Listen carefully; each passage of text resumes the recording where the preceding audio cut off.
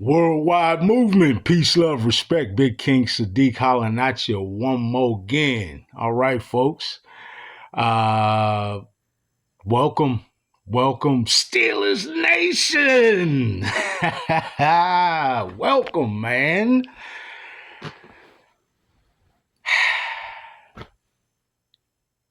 I'm happy.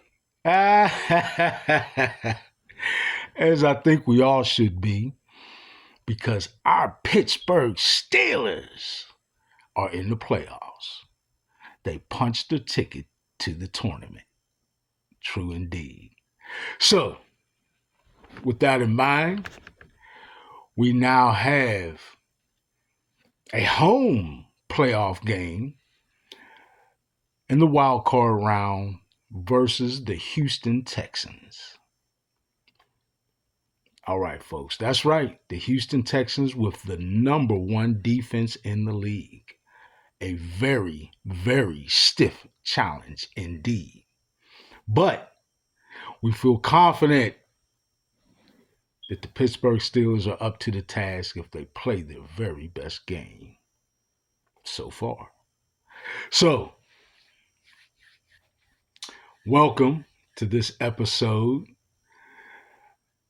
of Steelers Game Prep.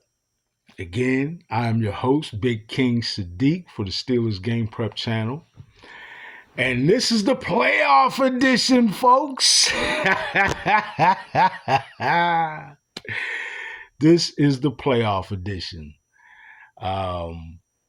We are hosting a playoff game here in Pittsburgh. Sounds pretty good to me. I don't know about you, but it sounds pretty good to me. All right. Without further ado, I'm going to do my job here and go through and try and use some of these team tendencies and statistics that I've gathered to paint a picture using what the two teams have done leading up to this point, right? I'll try and paint a little bit of a picture of what we might look to expect on the field tomorrow night. Monday Night Football, as the Pittsburgh Steelers 2025 host the Houston Texans in the wild card playoff game. I'm looking forward to it, man. I hope we all are. Let's fill our minds with optimism.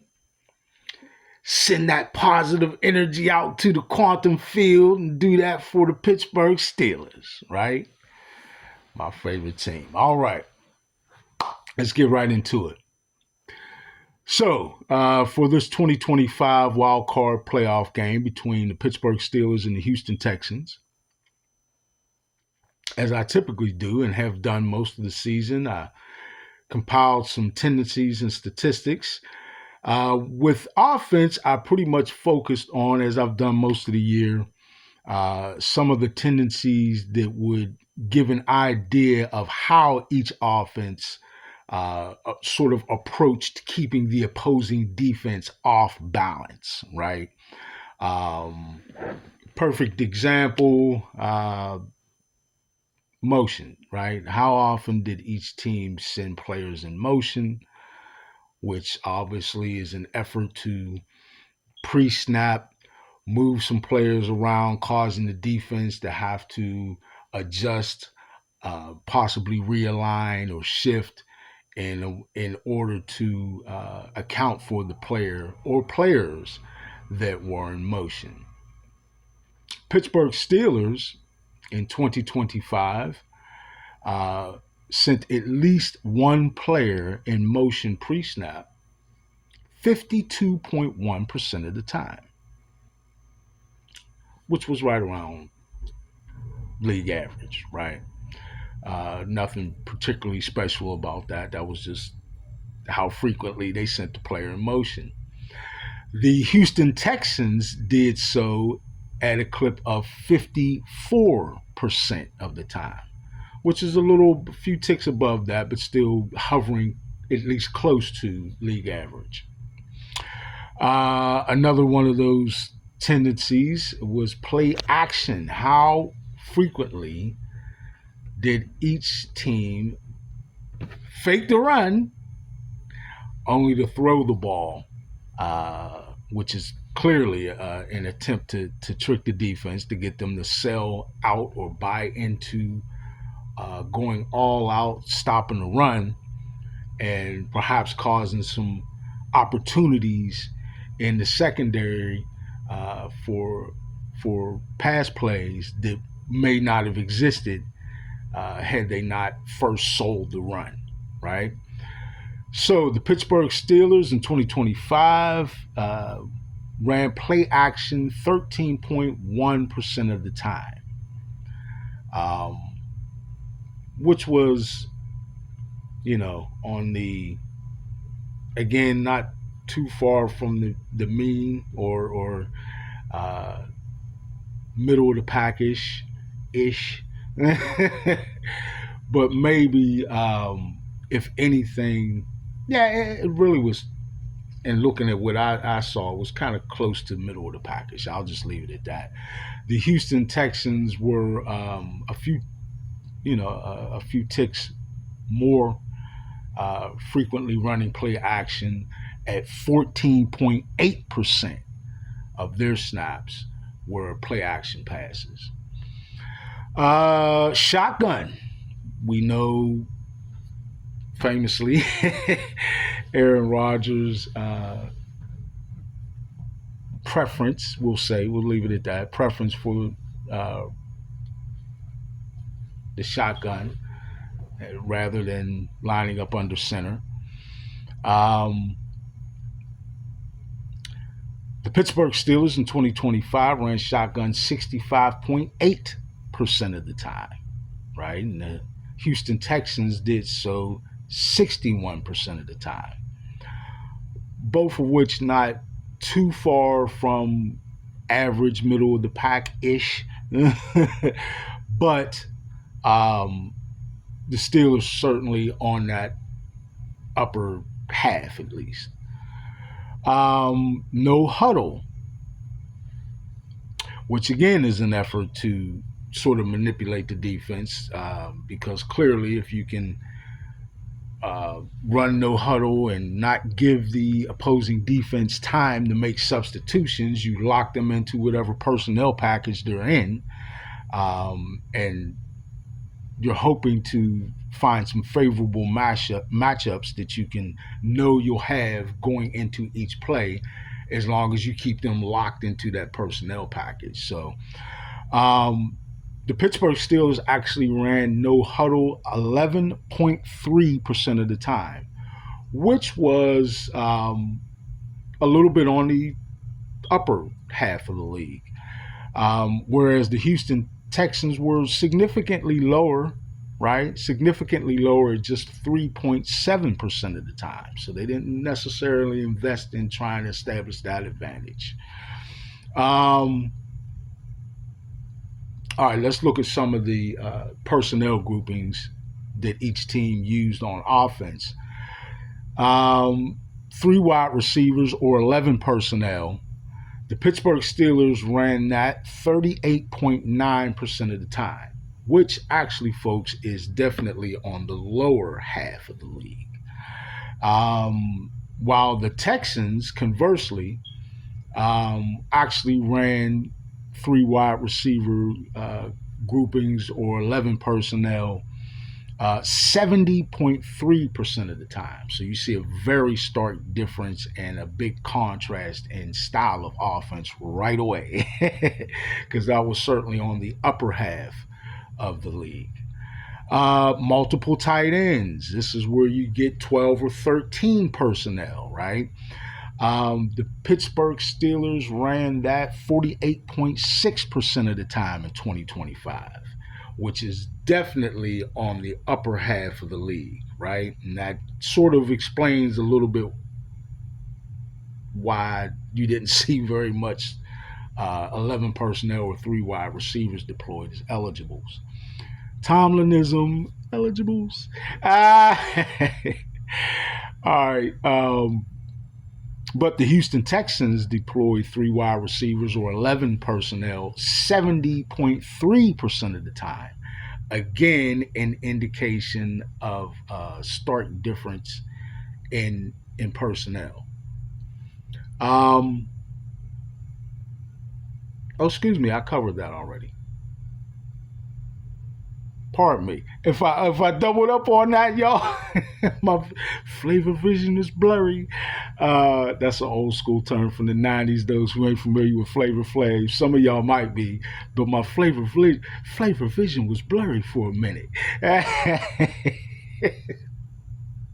Let's go back to multiple tight ends. Uh, uh, I had established that's 12 or 13 personnel, and the Steelers ran that 48.6% of the time, which was on the upper half of the league. And then now, finally, getting to the Texans correctly, they ran 12 or 13 personnel only 15.3% of the time, which was certainly on the lower half of the league. And again, illustrating that contrast in defense. I know what threw me off. I started giving an explanation as to how the multiple tight ends groupings sort of offset and showed the difference between that and the 3 wide receivers. But anyway, I messed it up a little bit. I cleaned it up for y'all. Let's talk a little bit now about multiple running backs deployed in the backfield pre-snap, right? Or lined up in the backfield pre-snap. That's when you're getting into like your 22, 23 personnel, etc. The Pittsburgh Steelers ran that 4.5% of the time, which was a little bit on the lower half of the league, right? Whereas though the Houston Texans were more than double that at 11.1% of the time, which was certainly on the upper half of the league. Again, we see some between these two teams. So already we see a very contrasting style of offense. Okay. One of the other things I like to take a look at, time of possession, which I felt like sort of is indicative of a couple of things.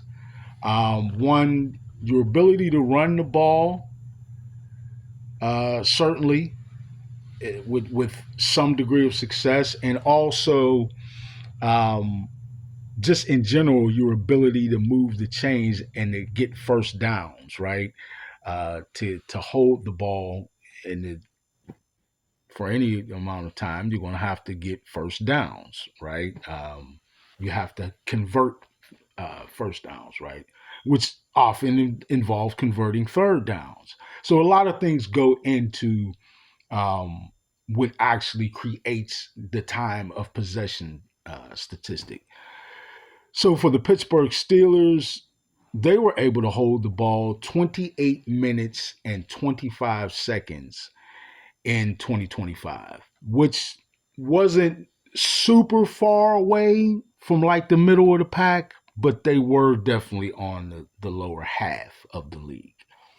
The Texans were better there, definitely, at 31 minutes. You know, in that statistic, teams want to definitely get on the positive side of 30. So the Texans were successful in doing that, and Steelers weren't. But 31 minutes and 48 seconds for the Houston Texans in time of possession. Points per game, probably sort of a bottom line stat, right? Something that's probably one of the most important statistics, period, in the game, because again, bottom line, how many points did you score by the end of the game? The Pittsburgh Steelers in 2025 averaged 23.4 points per game. Not too bad, close to middle of the pack, actually. And there were some points in the game in the year in 2025 during the season, the regular season, that they actually were a little bit better than that. And I think it was at least a couple of games where they got and hovered right up around 25 points per game. So, the Houston Texans come in at 23.8 points per game. So not too far from the Steelers, but a couple of percentage points above at 23.8 as opposed to 23.4. All right. That gives a little bit of an idea. And certainly we saw in there how there's some very, very illuminated indicators of the fact that these two teams run very different offenses stylistically, right? We definitely saw that much. But again, the bottom line statistic was points. And in that area, they were very close. 23.4 points versus 23.8 points. So, if that's our indication of production, or if we use that as our bottom line production statistic, then again, they're very close. Very close. 23.4 and 23.8. 23.4 was for the Steelers. The 23.8 was for the Texans. All right, folks, let's flip it over and take a look at the defenses for the two teams. The Pittsburgh Steelers. I get annoyed a little bit as soon as I just look at this statistic, right? At this tendency or statistic of what the Steelers allow in passing yards per game. And I spoke about this, I believe, last show. The fact that a big portion of the yards that we gave up in each game came in garbage time, right? Particularly, I'm noting this for the 10 wins that they were able to accumulate. If they were up in the fourth quarter,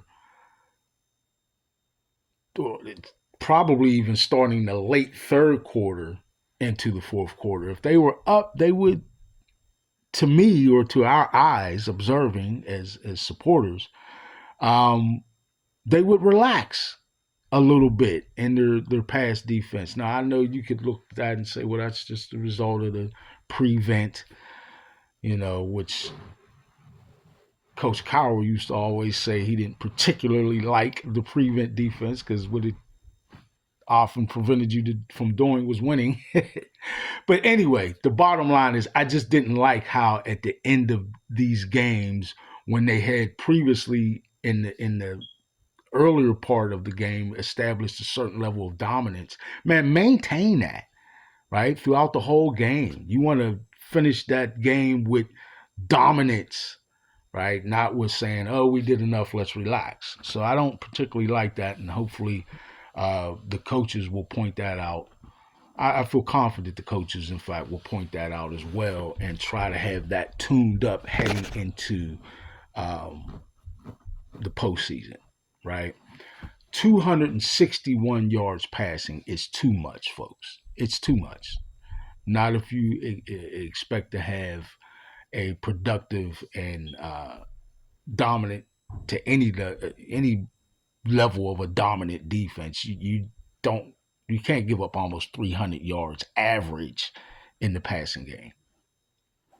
They certainly need to be better there. And the coaches know that, the players know that. So, going into the postseason, I do think they will address that and make perhaps some adjustments to prevent that. Plus, there's not very many blowouts in the playoffs, particularly in this wild card round, and then that's probably even true of the divisional round as well. But